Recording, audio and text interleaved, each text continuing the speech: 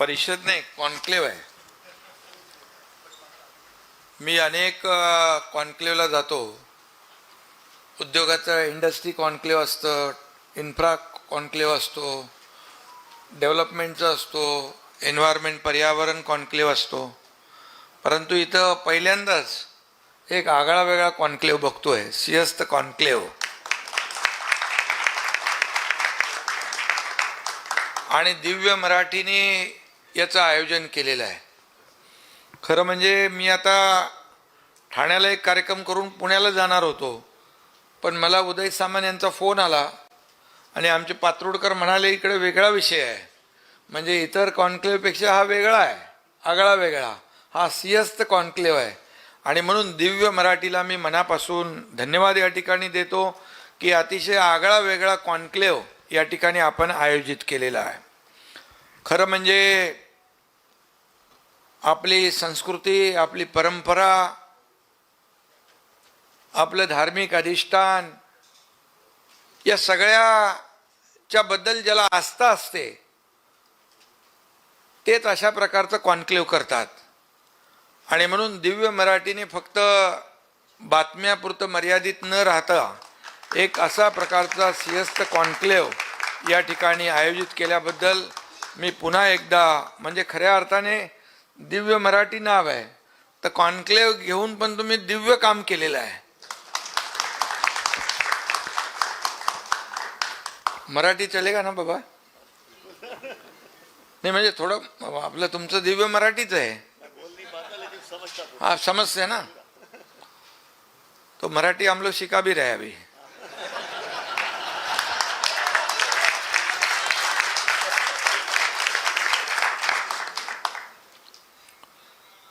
तर एक आनंद झाला. आणि खऱ्या अर्थाने आमचे मंत्री महोदय पण आहेत सगळे.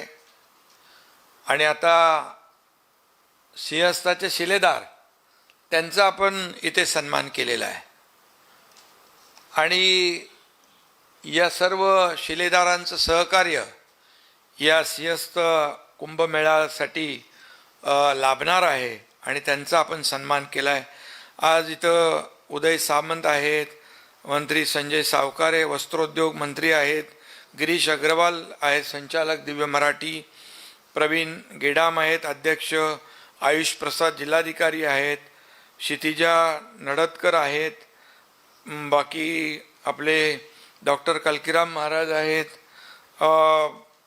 जयंत सोनी आहेत, त्याचबरोबर अंजन भलोदिया आहेत, बोरस्ते भाऊ चौधरी आणि सर्व आमचे अधिकारी जे आहेत कुंभासाठी जे काम करत आहेत, या ज्यांची नावं मला जेवढी नावं लिहून दिली मी ते वाचलेली आहेत, त्यामुळे कोणाचं राहून गेलं असेल तरी मी दिलगिरी व्यक्त करतो.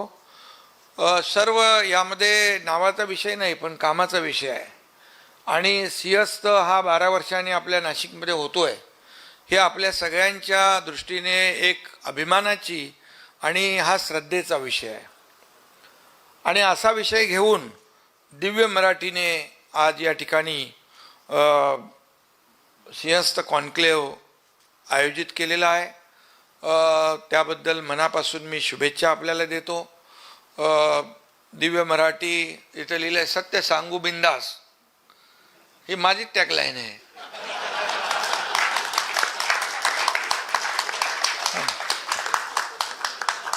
त्यामुळे मी पण बिंदास सांगतो, खरं आहे ते बिंदास सांगायचं, कधी लपवायचं नाही. आणि खरं बोललो की आपल्याला आठवायला नाही लागत कोणाशी काय बोललोय, कोणाशी काय बोललोय. बाकी आपण वेगवेगळं जर बोललो तर आठवण लक्षात ठेवायला लागते. याच्याशी काय बोललोय, उदय सामंतजीशी काय बोललोय, सावकारांशी काय बोललोय. परंतु आपण नेहमी खरं बोललो, सत्य बोललो आणि बिंदास बोललो तर मग त्याला काही कुठे अडचणीत आपण येत नाही. आणि म्हणून कमी बोला आणि जास्ती ऐका हा एक मंत्र आपण लक्षात ठेवला पाहिजे. आज आपल्या या कॉन्क्लेव्हच्या माध्यमातून अनेक लोक इथं आपले आमचे अधिकारी तर आहेत, आणि प्रशासन आहे, पूर्ण सरकार आहे. सिंहस्थ कुंभमेळा यशस्वी करण्यासाठी पूर्णपणे त्याचं नियोजन सुरू आहे. मी मुख्यमंत्री असताना पहिल्यांदा प्राथमिक आपण एक बैठक घेतली. त्यानंतर देवेंद्रजी मुख्यमंत्री झाल्यानंतर आपण अनेक बैठका घेतल्या. मी नाशिकला देखील एकदा नगर विकास विभागाची बैठक घेतली आणि त्यावेळेस आपला प्रयागराजचा कुंभ सुरू होता. मी आपल्या अधिकाऱ्यांना देखील त्यावेळेस सांगितलं की प्रयागराजचा कुंभ जो आहे तिकडेची व्यवस्था नियोजन आपण पाहिलं पाहिजे प्रत्यक्ष. आणि मग तिथले मुख्यमंत्री आपले योगी आदित्यनाथजी यांच्याशी देखील मी फोनवर संपर्क साधला आणि मला वाटतं आपले अधिकारी पण गेले तिकडे, जाऊन आले आणि प्रत्यक्ष कुंभाची तयारी, कुंभाचं नियोजन, करोडो लोक त्या ठिकाणी आले, त्यांची तयारी काय हे देखील पाहून आले. आणि त्यामुळे आपल्याला बरंचसं या कुंभाची तयारी करताना, नियोजन करताना सोपं होईल. मुख्यमंत्री महोदयांच्या मार्गदर्शनाखाली देखील नियोजन आणि अनेक बैठका झाल्या. त्या बैठकांमध्ये देखील आपण मला वाटतं आपला पावसाळ्यामध्ये हा कुंभ होईल. त्यामुळे पडणारा पाऊस, तिथलं वातावरण, येणाऱ्या आपल्या भक्तांना त्यांची गैरसोय होऊ नये यासाठी ज्या काही नियोजनाच्या बाबी आहेत, जे आपले साधू संत येतील, महंत येतील, सगळे लोक येतील. हा कुंभ जो आहे सिंहस्थ कुंभ आहे आणि आपलं राज्य भाग्यवान आहे की आपण नशीबवान आहोत की आपल्या राज्यामध्ये, नाशिकमध्ये हा कुंभ होतोय सिंहस्थ. आणि म्हणूनच देशभरातले सगळे लोक त्या ठिकाणी येतील, त्यांची गैरसोय होऊ नये याचं जबाबदारी आपल्या सरकारची आहे. अनेक बैठकांमध्ये मी होतो आणि त्या ठिकाणी देखील जसं पाऊस नसताना आपल्याला वेगळी तयारी करावी लागते, पाऊस असताना आपल्याला वादळ वारा ह्या सगळ्यासाठी वेगळी तयारी करावी लागते. आणि ही सगळी जी तयारी आपल्या सगळ्या प्रशासनातल्या सर्व यंत्रणा ज्या आहेत त्या करतायत. आमचे मंत्री महोदय गिरीश महाजन असतील, दादा भुसे असतील, हे सगळे मंत्री आहेत. तेही हे सगळे इथं बसलेले 2 मंत्री आमचे आहेत. अनेक जे काही ज्यांना जबाबदारी या ठिकाणी जी दिली जाईल ती प्रामाणिकपणे पार पाडण्याचं काम या ठिकाणी सरकार म्हणून आपण करू. आणि प्रशासन म्हणून नाशिकचं प्रशासन देखील सज्ज आहे आणि त्यांनी देखील त्या ठिकाणी जे काही प्रश्न येऊ शकतात, ज्या काही गोष्टी आपल्याला करण्याची आवश्यकता आहे, जे नियोजन करण्याची आवश्यकता आहे, याची देखील तयारी परिपूर्णपणे केलेली आहे. आणि कुठेही या सिंहस्थ कुंभाला पैसे कमी पडणार नाहीत याची जबाबदारी सरकारने घेतलेली आहे. जवळपास 32,000 कोटी रुपये या ठिकाणी आपण त्याचं नियोजन या ठिकाणी करतोय. आणि मला वाटतं हा 31 ऑक्टोबर 2026 रोजी ध्वजारोहणाने सुरू होईल आणि हा 22 महिने कुंभमेळा हा त्रिखंडी कुंभमेळा आहे. त्यामुळे पहिलं अमृत स्नान 2 ऑगस्ट 2027 रोजी पहिलं पवित्र स्नान होईल. आणि त्यामुळे हा सिंहस्थ कुंभमेळा हा केवळ धार्मिक सोहळा नाही, तर भारताच्या अध्यात्माची, संस्कृतीची आणि सनातन परंपरेची जगासमोरची ही भव्य ओळख ठरेल. आणि त्यामुळे मी दिव्य मराठीला पुन्हा एकदा मनापासून अभिनंदन करीन, मनापासून शुभेच्छा देईन. एक आगळा वेगळा विषय घेऊन आपण या कॉन्क्लेव्हच्या माध्यमातून या समस्त महाराष्ट्रातल्या जनतेसमोर जात आहोत. आणि म्हणून नाशिक आणि त्र्यंबकेश्वर ही भूमी भगवान शंकराची, प्रभू श्रीरामांच्या पदस्पर्शाने पावन झालेली आणि गोदावरीच्या उगमाने धन्य झालेली भूमी आहे. आणि या भूमीची सेवा करण्याची संधी आमच्या सरकारला मिळाली, त्याचबरोबर आपल्यालाही मिळालेली आहे. आणि म्हणून असं अलौकिक कार्य करून दिव्यत्वाची प्रचिती या ठिकाणी आणण्याचं काम दिव्य मराठीने केलेलं आहे. आणि म्हणून पुन्हा त्यांना शुभेच्छा देत असताना बाकी तर मी जास्त त्याच्यात अगदी विस्तारपणे बोलण्याची आवश्यकता नाही. त्यातमध्ये पूर्णपणे दीर्घकालीन विकास प्रकल्प, त्याचबरोबर त्या ठिकाणी आपण सर्व यंत्रणा आपण तयार केलेल्या आहेत. स्वतंत्र प्राधिकरण तयार केलं आहे, स्वतंत्र कायदा तयार केला आहे, स्वतंत्र निधी आपण त्याचं नियोजन केलेलं आहे, स्वतंत्र अधिकारी नेमलेले आहेत.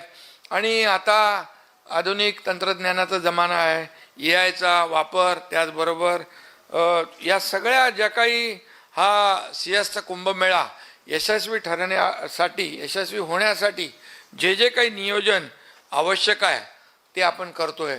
आणि अंदाज घेतल्याप्रमाणे 12 कोटी भाविक येतील या सिंहस्थ कुंभमेळ्याला. त्यामुळे हा अंदाज आहे आणि त्यामुळे प्रशासनासमोर देखील मोठं आव्हान आहे. कारण एवढ्या लोकांना आपण, जसं प्रयागराजला बघितलं की दोन्हीकडे खूप मोठी जागा होती, पण आपल्याकडे तेवढी जागा, कमी जागेमध्ये आपल्याला हे नियोजन करायचं आहे. त्यामुळे अतिशय चॅलेंजिंग असं एक अतिशय आपल्यासमोर मोठं आव्हान आहे. आणि यासाठी फक्त सरकार नाही, शासन नाही, प्रशासन नाही, तर ही सगळे मंडळी, संत मंडळी असेल, आपले साधू संत असतील, आपले सगळे टीम आहे आता ज्यांचा सन्मान केला, या सगळ्यांचा हा सिंहस्थ कुंभमेळा जो आहे हा आपल्या सगळ्यांचा आहे. हे आपलं खऱ्या अर्थाने एक भाग्य आहे की आपल्याला ही संधी या ठिकाणी मिळते आहे. आणि म्हणून याचं नियोजन जे आहे आपल्याला अतिशय चोख केलं पाहिजे. यामध्ये आपण मुख्यमंत्री यांच्या अध्यक्षतेखाली शिखर समिती पण केली आहे, मुख्य सचिव यांच्या अध्यक्षतेखाली कार्यकारी समिती केलेली आहे. आणि यासाठी सगळ्या जे काही नियोजन आहे, सर्व नियोजन मंत्री समिती पण केली आपण. आणि म्हणून कुठल्याही परिस्थितीमध्ये इथं काही, मला वाटतं 377 एकर जमीन पण आपण आरक्षित केलेली आहे. त्यातील 94 एकर जमीन नाशिक महापालिकेने संपादित केले. त्याला आपण जे जे काय आवश्यक आहे ते देण्याचा देखील निर्णय घेतलेला आहे. त्यामुळे कुठंही काही कमी पडू नये त्यासाठी आपलं नियोजन आहे. 2,283 एकर जमिनीच्या संपादनासाठी आपण 2,267 कोटी रुपयांच्या निधीला देखील मंजुरी दिलेली आहे. त्यामुळे इथं आता साधुग्रामसाठी देखील 1,450 एकरवर ती निर्मिती करण्याचं देखील या ठिकाणी नियोजन केलेलं आहे. बाकी तर मी सगळ्या ह्याच्यामध्ये अगदी डिटेलमध्ये जाऊ इच्छित नाही, परंतु मी आपल्याला एवढंच सांगतो की हा जो कुंभ होतो आहे तो पूर्णपणे म्हणजे आता दिव्य मराठीनी एक घेतलेला कॉन्क्लेव्ह, त्यामुळे दिव्य कुंभ, भव्य कुंभ, सुरक्षित कुंभ आणि स्वच्छ कुंभ आणि पवित्र कुंभ अशा दिव्य मराठीच्या बद्दल मी खूप बोललोय बाबा. त्यामुळे आता तुम्हाला देखील तुमची जबाबदारी वाढलेली आहे. कॉन्क्लेव्ह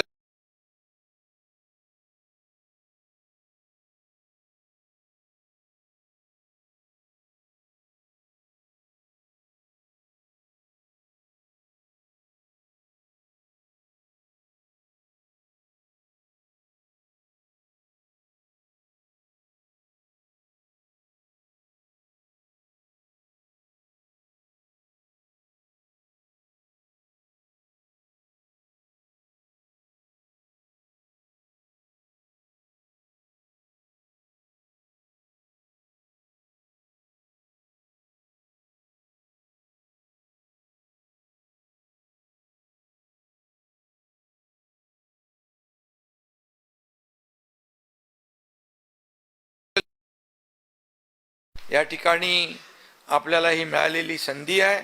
आणि त्यामुळे मला वाटतं या कुंभमेळ्याच्या माध्यमातून जे जे काही करता येईल ते सगळं आपल्याला करायचं आहे आणि शासन ते पूर्णपणे करेल अशा प्रकारचा विश्वास या ठिकाणी मी आपल्याला देऊ इच्छितो. कारण आपल्याला माहीत आहे की साध्या सोप्या गोष्टी तर सगळे करतात, परंतु न होणाऱ्या गोष्टी करणं हे महत्त्वाचं असतं. आणि तसं बघायला गेलं तर आम्हाला खूप मोठ्या मोठ्या गोष्टी करण्याची अनुभव आहे. 2022 मध्ये केलेलं आहे आम्ही. आणि खरं म्हणजे आपल्याला मी सांगतो, म्हणजे गंमत नाही आहे की किंवा गंमत म्हणून सांगत नाही, राजकीय राजकारण म्हणून सांगत नाही, परंतु मी आपल्याला सांगतो की 2019ला जेव्हा निवडणुका झाल्या त्यावेळेस सरकार स्थापन युतीचं महायुतीचं व्हायला बरोबर ना महाराज, व्हायला पाहिजे होतं. खरं आहे ना बाबा, खोटं मी काय बोलत नाही आहे.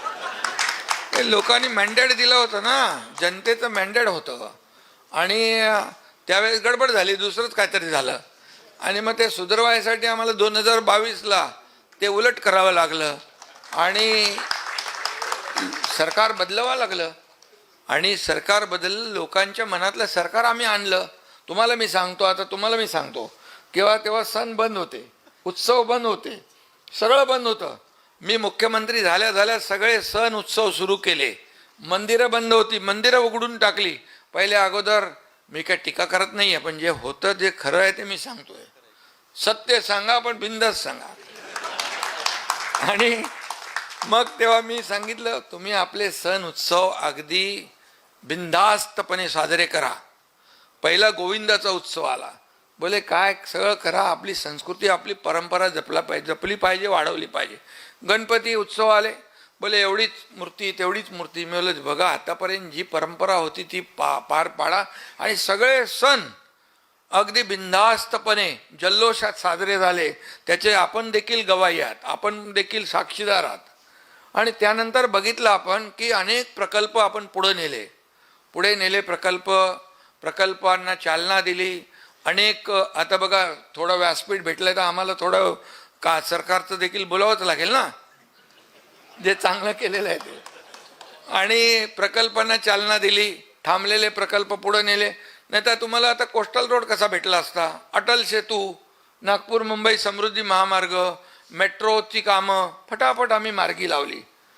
आणि जे आम्ही मार्गी लावलं त्यामुळे या महाराष्ट्रातल्या मुंबईतल्या या जनतेला जे आहे त्याचा फायदा झाला, लाभ झाला.